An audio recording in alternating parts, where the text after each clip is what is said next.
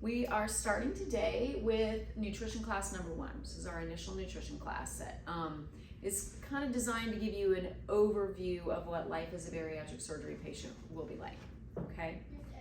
And one of the key things to remember throughout all of this is that bariatric surgery is a tool. What actually does the magic, what actually helps you lose the weight and change your life is the things we're going to be teaching you in these classes. The surgery is the tool that you use. The surgery doesn't work.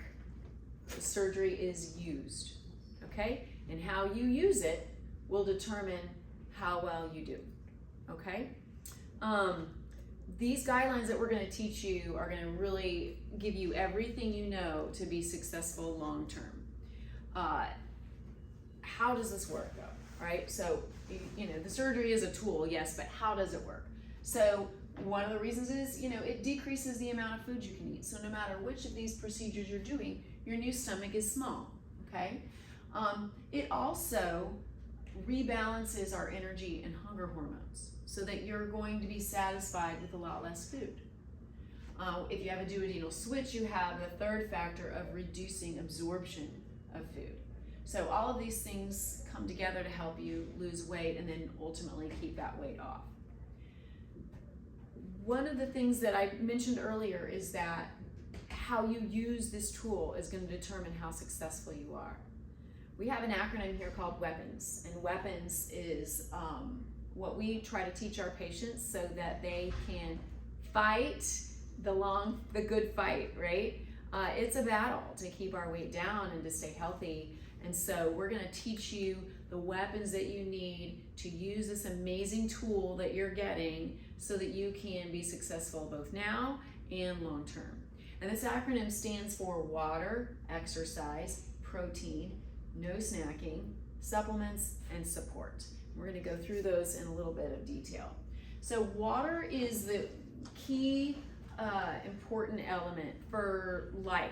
We can go weeks without food, but we can only go a day or two without water. It is essential. And that is true throughout your surgical process and beyond. 64 ounces a day, a minimum, is what you need to be getting in. We're not talking about juice, milk, soda, tea, lemonade, coffee, alcohol. We're talking about water.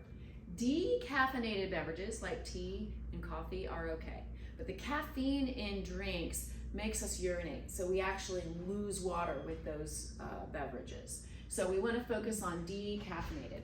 After surgery, we're going to want you on 0 caffeine for a month. So if you're a caffeine addict, wean off now, because otherwise you're going to have the world's worst headache if you try to go cold turkey, okay?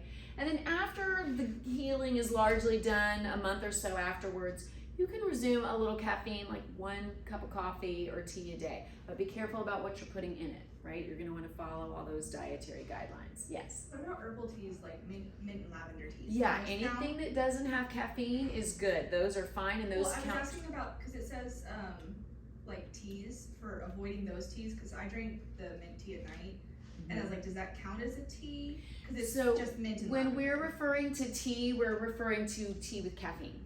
Okay. So decaf tea, herbal tea is fine. It doesn't have caffeine and it counts towards your hydration. Yeah. Okay, we're gonna want you to avoid carbonation after surgery. All those bubbles, there's debate over whether or not it can actually, stretch your new stomach a little bit. You can have belching and burping and bloating, and so in general, it's just recommended that you avoid carbonation. We want you to avoid alcohol for a year. This is for a few reasons. Alcohol has a lot of liquid calories. Alcohol inhibits our ability to make good choices with food. Alcohol is more toxic after bariatric surgery, okay? So the fourth and important reason is that there is something known as transfer addictions. We are all addicted to food. It's necessary for life, right? But for those of us who have a really close relationship with food, when we change that drastically, like we're about to do, some people will turn to something else, like alcohol, and can develop an addiction to alcohol. We do not want that happening to our patients, okay? So we really want you to go through that transformation without any alcohol so we can avoid that, okay? Afterwards, Once in a while is okay, maximum once a week. Separating your fluids from your meals is probably going to be the single hardest thing for you to adjust to. We want you hydrating all the way up until the time of your meal, but once you start eating and for an hour after that, we want you to not drink, okay? We want that food that you've eaten to stay in your new stomach, to be, up against the walls of the stomach, sending satisfaction hormones to the brain, okay? If we're flushing food through with water, you're able to eat more, and it's gonna pass through faster. So that satisfaction indicator to our brain is gonna be shorter. So you're gonna be hungry sooner, okay? So we wanna wait an hour after our meals before we drink water again. E is for exercise. A critical component of losing weight healthfully is exercise, okay? We want to maintain our muscle mass in order to maintain our resting metabolism. We've all known people who have lost a ton of weight and they don't look healthy, right? We don't want that to happen. We want you to be strong, be healthy, maintain that muscle mass. And in our muscles are little energy factories called mitochondria. And the mitochondria are what burn energy. And so the more muscle mass you have, the more mitochondria you have. The more mitochondria you have, the higher your resting metabolism, okay? That's gonna be what helps us keep this weight off so you don't end up being one of those people who loses weight and regains it. You gotta keep your muscles strong and make sure they keep working for you. So starting that habit, now even before surgery is very helpful, okay? Also, there's a facility in our building here called Texas PT Specialists. They teach our patients how to exercise smarter, not harder. How do we exercise in a way that's gonna maintain muscle mass and burn fat? There's all kinds of different types of exercise, right? There's marathon training, there's weight training, there's fat burning exercise. And they can teach you how much aerobic, how much anaerobic you're gonna be doing, where you want your heart rate for your age, your gender, your weight, what's gonna work for you. It's a really great resource and I encourage you to take advantage of that. The P is for protein. We just got through talking about how important our muscle mass is, right? It's important to be healthy as we lose weight. It's important to keep that weight off long term. The building block of muscle is protein, okay? The amino acids that protein breaks down to are the building blocks of our muscles. So eating protein is going to be of utmost importance so you can maintain your muscle mass. It's also important because it's a satisfying food, right? You put a steak in a glass of water, it'll be there a year you come back, right? You put a piece of bread in a glass of water and it's mush in minutes, right? That steak is satisfying, keeps us satisfied longer, gives us great nutrition. We're gonna be working off of something we call our healthy plate balance. So if you look at the packets that you picked up, in the front is a quick summary of these weapons that we're going through right now. You have a page of helpful links after that, but the last page is this healthy plate guide. This is really gonna be your Bible for life moving forward, okay? This balance is the key to a healthy metabolism. So we're gonna want you eating about 50% protein, about 50% vegetables. And then there's that little sliver there for carbohydrates, and we'll talk about that a little bit more. One of the issues with carbohydrates is that they are habit forming. And when I say carbohydrates are habit forming, I'm referring to processed carbohydrates. Nature gives us beautiful carbohydrates like fruit, like dairy, some starchy veggies like potatoes. Those are natural carbohydrates. The carbohydrates that humans make are highly addictive. They are made and designed to make you want them over and over and over again. We need to avoid those foods at all costs. The other thing is, when you eat those foods, they quickly cause, caution too, they'll say something is sugar-free, but if it's a carbohydrate, the second it hits your stomach, it breaks down into sugar. So don't be fooled. Zero sugar carb doesn't mean anything. The second it hits that gastric acid in your stomach, it's nothing but sugar. And so your body's gonna then quickly store that sugar. You stimulate insulin release, and that sugar is going to be stored. It puts our body in storage mode. We don't ever want to be in storage mode, right? I mean, that doesn't get us where we want to get. We don't want to be in storage mode. So we want to avoid foods that are going to trigger that insulin release. The other thing is thinking about how our body burns energy. So think of your body as having 2 energy tanks, okay? Carbohydrates are stored in our liver, in our muscle. There's some that sugar floating around in our bloodstream. That's easy peasy for our body to burn up. It's simple. Just like picture that steak and that piece of bread, right? Easy source of energy. Your body is always going to burn the carbohydrates first. We want it, though, to burn fat. So if we're giving our body carbohydrates, especially processed carbohydrates that are super easy for our body to access, it's not going to go to this fat tank. It's going to use those carbohydrates, okay? So in order to push our body to burning fat, we can't fill up our carbohydrate tank. Does that make sense? All right. Fruits contain sugar. They do contain a natural carbohydrate. They're an example of a natural carbohydrate that we are okay with you eating. But again, keep in mind that percentage, right? It's a small portion. That's like 10%. We're talking after surgery, we're talking about 1/4 of a cup.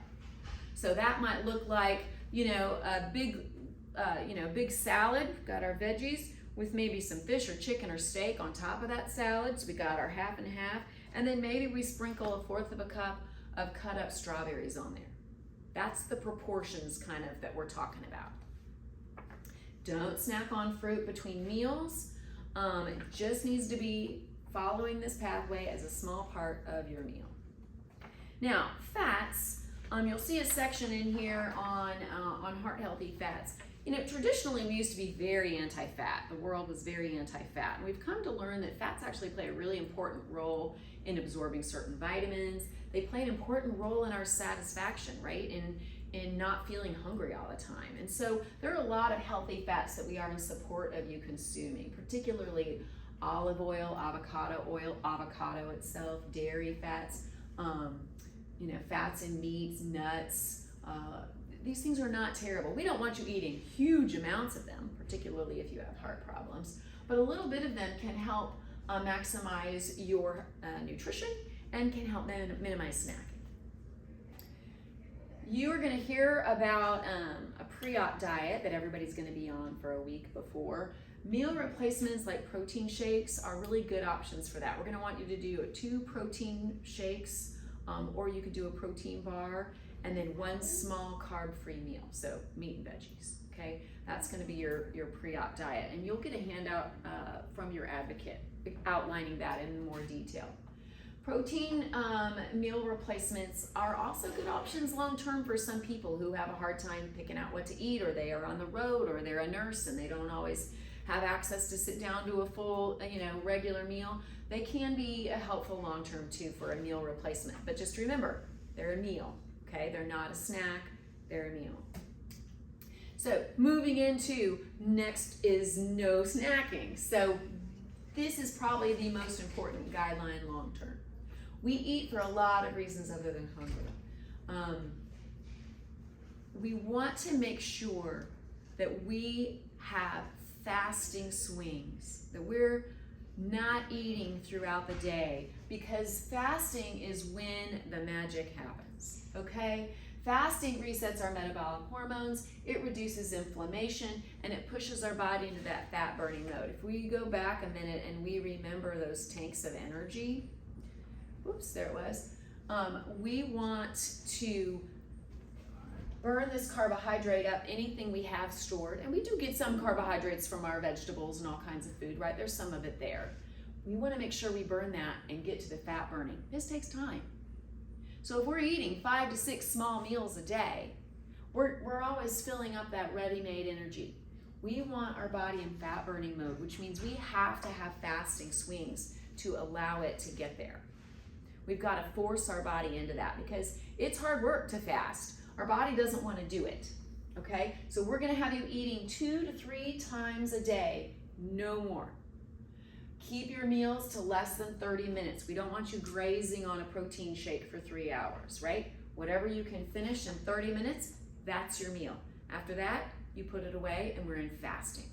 So fasting in between 3 meals a day. Keep in mind, 100 calories a day, that's 8 nuts, 1 cup of sweet drink, 1 cup of sweet tea or soda, small chocolate, 1 string cheese, 1 piece of fruit. Every day equals 10 pounds in 1 year. These are not bad foods, right? Fruit, cheese, even a little bit of dark chocolate isn't terrible every now and then. Nuts, the sweet tea we don't want you having, but it doesn't matter if it's healthy or not. What matters is it's breaking your fasting time. So it's minimizing the amount of time you're in fat burning mode, okay? Fasting is key. Gotta be fasting all day long except for 3 meal times.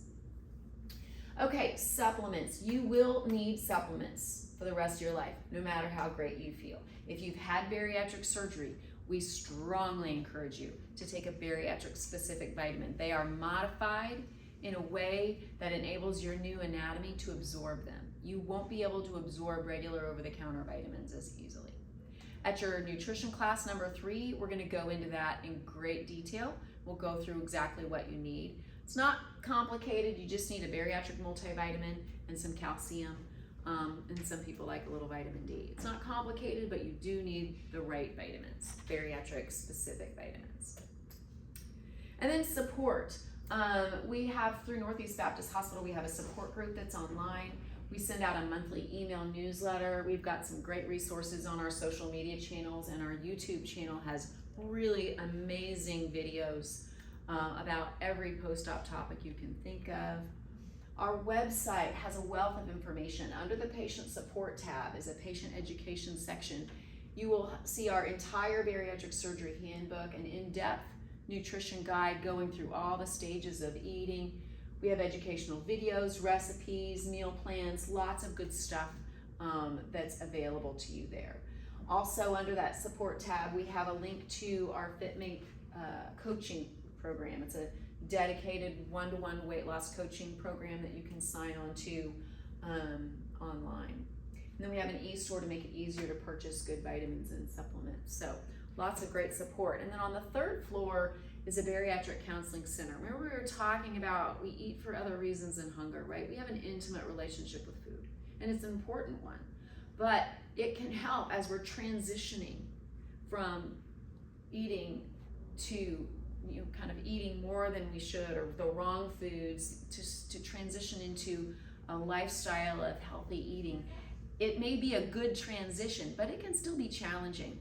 The counseling center is really good for helping us address relationships with food, coping mechanisms for emotional eating. They have a gourmet kitchen and a chef who teaches bariatric eating, like low carb, good protein veggie meals, and then you sit down together and they teach you mindful eating and you eat the meal you just prepared. So it's a great resource. If you're interested in a referral to them, let us know. You're welcome to run up there and check it out. They expect our patients to pop in to visit. From here, memorize these weapons, memorize this, study this packet, because this is going to be, as I mentioned earlier, this is the key to your success. It's not the surgery. The surgery is the tool that's going to enable you to do this. It's the best tool medicine has, but ultimately this is what's going to change things, okay? So study these things. There's a lot in here. Maybe pick 1 or 2 things to focus on before surgery. You don't have to start out the gate doing all of it. But the more you start, the easier that transition is going to be after surgery. You might have some items to check off on your task list that your advocate would have gone over with you. Check out the physical therapy group and the bariatric counseling center. If your insurance is requiring you to do medically supervised weight loss before surgery, make sure you attend those visits. And then our upcoming classes is nutrition class 2. That's going to be the week before your surgery when you come and meet with your surgeon for your pre-op visit. And then your nutrition class 3 is your post-op class that's going to happen when you come a week after your surgery to meet your surgeon for your post-op visit. Your liver is probably enlarged. We talked about when we eat carbohydrates, a lot of it gets stored for quick access in our liver. When we put you on this pre-op diet we were talking about, where you're doing like 2 protein shakes and 1 carbohydrate-free meal a day, that helps shrink those glycogen stores and shrink that liver up, which makes surgery easier for your surgeon, which is a good thing. It's going to be 7 days before your surgery, and your advocate will give you a handout about that. And then obviously you know our number, our website. This is our dietitian email address. You can email that any questions that you have. You can always call us, of course, too. But this email is checked at least once a day. So don't hesitate to reach out to us if you think of something, you know, down the road, middle of the night, shoot us an email. Any questions?